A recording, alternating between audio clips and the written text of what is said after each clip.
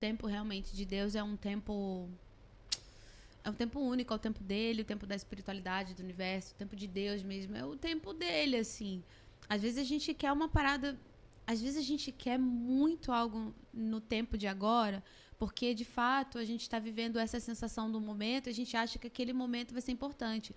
Mas assim, nem tudo está perdido, a gente não sabe o que Deus tem reservado pra gente no futuro, mas uma garantia a gente tem, que é algo muito bom. Porque Deus é pai, Deus não vai reservar uma coisa ruim para você. Então, às vezes, ele tem que estar com você naquele tempo da luta, da dificuldade. É como se a gente estivesse saindo do trilho. Aí ele vem, filha, volta pro trilho. Exatamente. Aí ele coloca de novo o trem de volta pro trilho, é aqui. Aí lá na frente você sai de novo, aí ele não desiste de você. Ele pega a sua mão, te coloca de volta pro trilho, até você chegar na linha de chegada, onde é que é de fato o que ele preparou para você. E aí, quando eu entendi isso, a minha vida fez total sentido. Tipo, a minha vida mudou. Eu digo isso porque quando eu perdi a minha filha, eu tive que entender todo esse processo de não questionar, de não ter raiva de Deus, de não ter raiva das pessoas, não deixar me afundar numa crise de depressão muito forte. Então, existem perdas que, na verdade, é um caminho de aprendizado. E também, gente, a última palavra de Deus, tá? Não significa que o que está acontecendo agora vai permanecer. Porque a palavra de Isso é só uma fase, né? a última palavra é dele. E eu tô ponto. bem tranquila, tô bem tranquila. Essa perda foi o seu momento mais difícil? Da minha vida? Sem dúvida.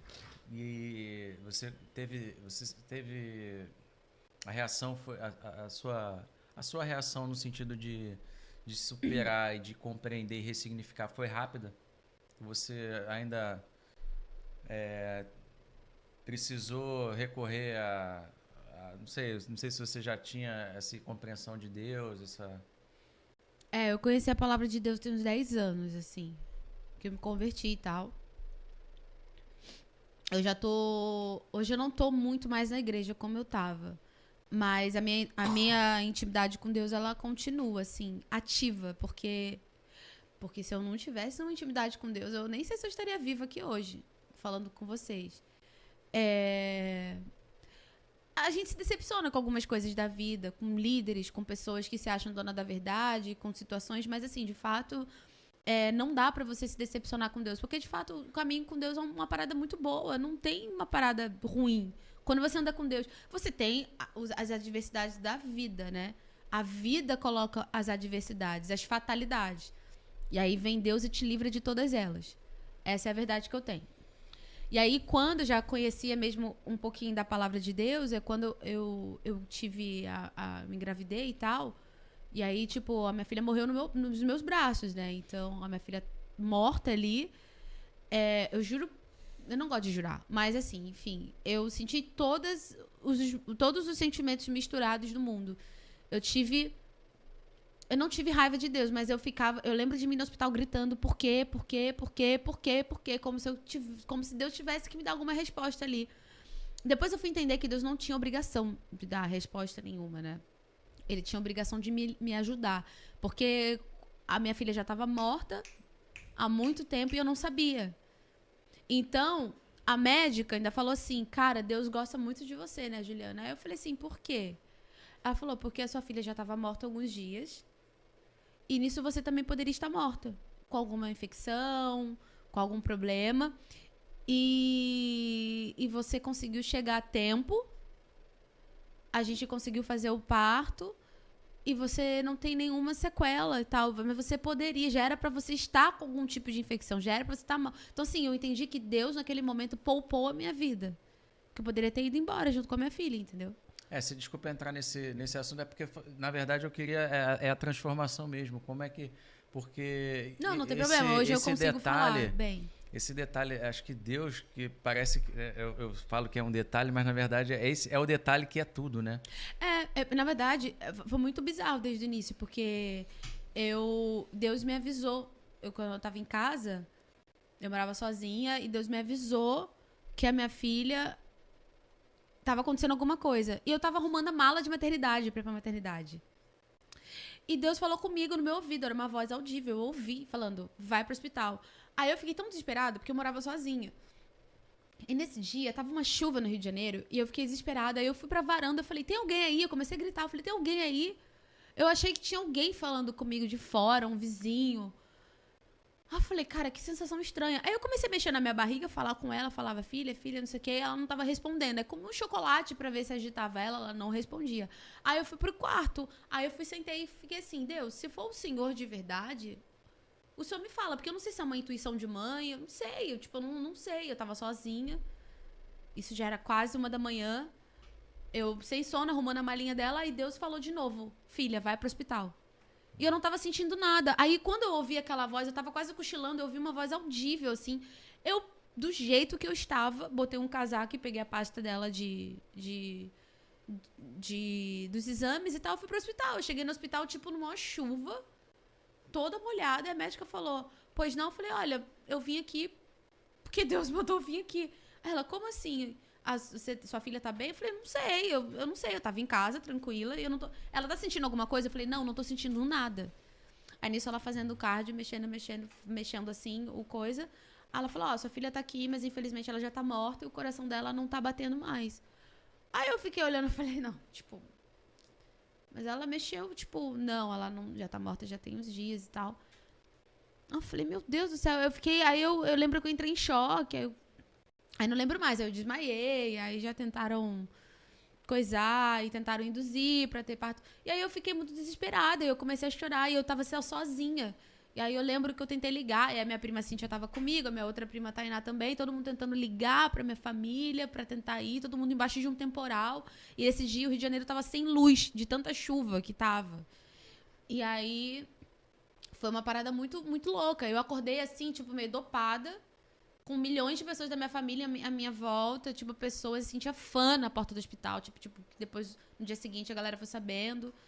E foi uma parada desesperadora, assim. Aí eu lembro que o meu pastor, na época, foi.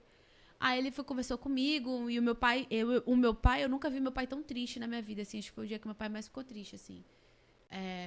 Aí meu pai botava a mão em mim, orava pra eu ter um entendimento, e eu só chorava muito, E eu tava numa maternidade onde eu estava ouvindo outras crianças nascendo, assim, tipo... Então me dava um desespero, porque eu ainda tava na esperança de tirar minha filha, ela chorar e acordar, assim. Isso não aconteceu. Então aí teve todo esse processo, foi onde eu me amadureci como uma mulher, assim. Porque eu tive uma gravidez apavorante. Foi um relacionamento super abusivo que eu vivi, tipo, com o pai da minha filha, que ele não me ajudou em nada, ele não foi bom pra mim, ele foi um cara super escroto pra mim, ele me maltratou muito durante a gravidez, me traiu bastante, e aí eu me vi muito sozinha, e aí eu ficava com aquele receio de vergonha, de medo de ser mãe solo, como que eu ia lidar. Era um cara que nunca me respeitou, não me respeitava. E aí, no dia que, tipo, eu tentei avisar pra ele que tava acontecendo alguma coisa estranha, tipo assim, ele nem me atendia, sabe? Tipo, não queria falar comigo, assim, tipo, uma coisa horrível. Então, esse processo, eu cheguei a ser atropelada grávida. Tipo assim, eu passei por vários processos, tipo, com dificuldade. Ali, né? Aí eu falava, cara, que Deus tá me testando, não é possível. Aí eu falava, não, Deus não tá testando. Que provação é essa? Absurda. Aí foi quando eu cheguei no hospital, aconteceu tudo isso, eu passei por tudo isso sozinha. Aí, tipo, teve o lance do enterro da minha filha. Tipo, meu pai levando o caixão da minha filha sozinho. Então, foi uma cena muito marcante, foi uma coisa muito forte. Foi uma parada que, naquele dia, eu vi o cuidado de Deus, porque eu vi que a enfermeira chegou e falou assim, Juliana, você é muito amada. Muito amada. Eu falei, como assim? Ela, você não tem noção da quantidade de gente que tá embaixo querendo subir pra te beijar. A gente não tem mais como liberar o acesso das pessoas, porque o hospital tava lotado. O enterro da minha filha estava lotado de gente. Tinha muita gente que queria conhecer minha filha, não conseguiu conhecer e foi lá por mim, entendeu? Por amor a mim, assim, e tal. E eu tava no hospital... E eu toda aí teve aquele processo que eu tinha que ir pra casa com tudo da minha filha, com uma cesárea, sem a minha filha, voltar pra casa, desmontar o berço, desmontar as roupas, desmontar tudo, doar tudo isso. Então ali, tipo, foi ali onde eu, de fato, eu falei, cara, eu nunca mais vou passar, eu não aceito mais passar por isso, assim, tipo, Deus, tudo bem, tem um propósito, alguma coisa tá acontecendo, mas isso tá doendo muito, assim, eu não esperava que o Senhor fosse permitir eu passar por isso, sabe? E aí eu tive que entender, e o que me salvou mais uma vez foi a música.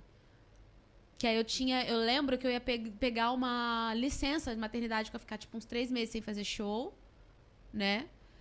E aí, a partir do momento, eu até cheguei a falar com o pai da minha filha, eu falei, minha filha morreu, minha filha tá enterrada e você tá enterrado junto, não me procura, não fala mais comigo, eu não quero mais ideia e tal, não sei o quê. Então, eu tive uma gravidez muito triste. Então, hoje eu entendo o livramento que não foi só pra mim, foi pra minha filha, que ela não merecia ter o pai que ela teria.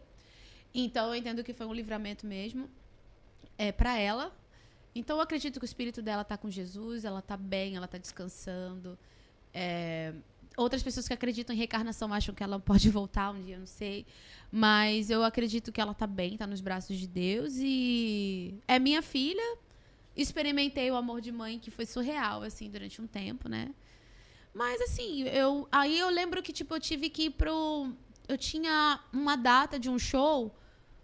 Eu tava muito sem grana nessa época, depois que eu tive a minha filha, porque eu já tinha me programado pra ficar na casa do meu pai. Eu já sabia que eu não ia trabalhar por um tempo, então eu meio que ia ficar meio que sem grana, porque gastei dinheiro fazendo enxoval e tal, fazendo um monte de coisa. E aí eu lembro que eu liguei pro um programador de uma casa no Rio de Janeiro pedindo pra tocar.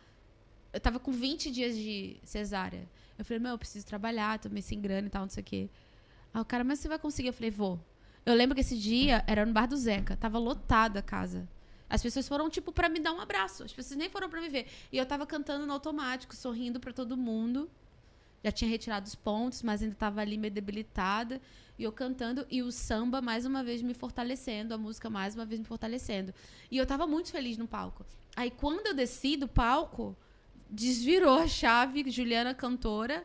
E entrou a Juliana ser humano, né? E aí eu fiquei falando, meu Deus, não acredito. Aí todo mundo falando, cara, você é muito forte, como pode, não sei o quê. Aí foi ali que eu entendi, ali que eu tive o entendimento. E aí várias mães falando que também tinham perdido o filho, que perdi o filho há 5, 10 anos, ainda tô vivendo depressão, ainda tô no luto. E eu consegui entender a minha importância na vida de algumas mães que também tinham perdido o filho. E aí esse entendimento, né? Foi ali. Eu, assim, não tem nem palavras, assim. Eu, na verdade, não sei nem por que... Na verdade, eu sei por quê, porque antes, toda vez que começa o podcast, eu me conecto muito e peço que Deus coloque as palavras corretas na minha boca, porque, obviamente, a gente erra e acerta, enfim. A ideia nem era entrar nesse meio, mas mas é uma história que faz parte da minha vida. E conforme você foi falando, assim, eu fui compreendendo que a sua mensagem, essa mensagem de superação, que eu não faço ideia, porque eu ainda não sou pai, mas eu não faço ideia do quanto difícil deve ter sido. E o quanto essa história inspira outras mães que passaram por situações semelhantes a não perderem a crença em Deus, a não perderem o amor pela própria vida e o quanto que elas ainda podem contribuir, né, para outras pessoas. Então, assim, conforme eu fui... No primeiro momento, eu falei assim, caramba, talvez não fosse necessário entrar nesse tópico, nem era a intenção. E conforme você foi falando, eu falei assim, cara, faz todo sentido, porque tem muita mãe que se perde nesse caminho e acho que só Deus para poder segurar na mão e vários você gatilhos, né? Vários gatilhos. Elas acham que, às vezes, não vou ter outro. Aí tem outro, mas, é saudade... Cara, é uma dor que ela se transforma numa saudade. Ela, em algum momento, eu até tatuei minha filha aqui no braço, assim, o anjinho, com o peso dela, a data que ela nasceu e tal. Mas, assim, é uma dor que ela realmente se transforma em saudade. Sim. Como existem várias mães que perderam o neném. E não importa se perdeu com 3 meses de gestação, quando era um feijãozinho. Não importa quando foi o meu caso, que eu peguei minha filha, porque quando eu pedi pra fazer cesárea, eu pedi pra ficar dormindo, eu não queria ver minha filha saindo. E no dia seguinte, quando eu acordei, 6 horas da manhã, eu falei pra médica, eu acordei assim, falei, eu quero ver minha filha. Aí a minha mãe não quis deixar, eu falei, não, mãe, eu passei 8 meses idealizando o rosto da minha filha, eu quero saber como é minha filha. E naquela época, posso falar que o pai da minha filha é um imbecil? Posso, né? O imbecil do pai da minha filha ficava numa palhaçada de que, não sei se ela é minha filha, não sei se ela é minha filha, pra querer me irritar. E eu lembro que eu peguei a minha filha, eu desci, ela já tava toda enroladinha na gavetinha, geladinha já tava pra ir pro enterro. Eu desenrolei a minha filha e fiquei com a minha filha uns 20 minutos no colo, olhando pra ela. peguei o meu telefone, bati uma foto dela, falei, tá aí, ó, você falou que não era sua filha? Ela é a sua cara, infelizmente. E mandei, assim. Aí eu fiquei olhando, eu falei, cara, minha filha é a cara, tipo... E a minha filha era linda, sabe? Tipo, linda, com a boca linda. Toda... E ela tava com um semblante de paz. Eu senti que ela fez uma passagem muito tranquila. Hoje eu perdoei ele, tá tudo bem. É isso que eu ia perguntar, se você eu não falo com essa ele. história. Não, eu não falo com ele. Mas Não, eu perdoei no meu coração muito. Porque era uma parada que era pra ele também se tornar uma pessoa melhor e tal. Foi o melhor que ele pôde, né? E assim, aí é um problema que ele vai carregar isso aí, mano. Que ele vai carregar isso aí. Eu vou carregar só amor. Eu sei as palavras de amor que eu ministrei pra minha filha durante meu ventre. Agora, ele também sabe que ele falava muito, né? Então, isso é uma coisa de individual. Sim. Então, o que me fez entender hoje que eu melhorei como ser humano, e principalmente porque a música me ajudou, é mais ou menos isso. Tipo, se eu canto uma música que eu entendo que a música ela é espiritual, e o que eu carrego dentro de mim é espiritual, as minhas palavras, elas também têm poder em relação a isso. Então, eu entendo que é espiritual. Muita coisa na nossa vida é espiritual. A gente tá achando que fica ali no natural, não, mas tem coisas que a vida ela vai te cobrar. O que você faz aqui, você vai pagar aqui, você vai aprender aqui. Não tem muito jeito. Então, quando eu entendi isso, a mensagem de... Assim, eu lembro que meu direct ficava lotado de mães de anjo, né? Que eu perdi, tô 10 anos, tô sofrendo, não consigo. Como que você consegue? Eu não aguento. E eu falava com paciência, com todas, assim. Tipo, olha, é um processo, mas o primeiro momento, a primeira coisa que você tem que entender é que Deus é seu amigo. Ele não fez isso pra te punir, ele não fez isso pra te machucar. Existem as fatalidades da vida que não tem nada a ver com Deus. Deus é dono de todas as coisas, ele tem um controle, tem um poder? Tem. Mas a vida que a gente vive aqui é sob o domínio de outras situações. Entendeu? Então, Deus tem o controle, mas Deus não faz a gente de boneco, de marionete. O controle não é isso. Estar no controle não é isso. É que nem o Big Brother. O Boninho tá lá, ó, vendo tudo o que tá acontecendo, mas ele não controla as pessoas. Ele jogou ali. Cada um faz o que quer. Porém, ele continua no controle do programa.